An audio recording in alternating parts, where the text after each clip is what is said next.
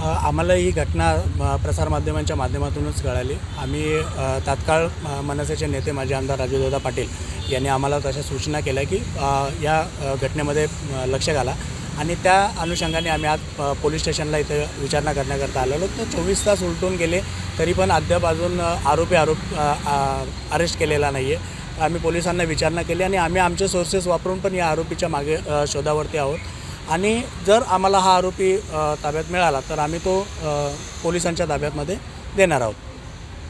आणि अशा घटना वारंवार घडतात तर काय याचे हे कायद्याचं धाक राहिलेला नाही आहे। या राज्यामध्ये कायद्याचं सरकार म्हणून या सर्व नागरिकांना अत्यंत घाणेरड्या पद्धतीची वागणूक या परप्रांतीय लोकांकडून होत आहे।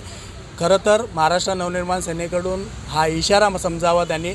जर हा आरोपी मनसेच्या ताब्यात मिळाला तर तो सरळ या पोलीस स्टेशनला येणार नाही एवढं मात्र नक्की।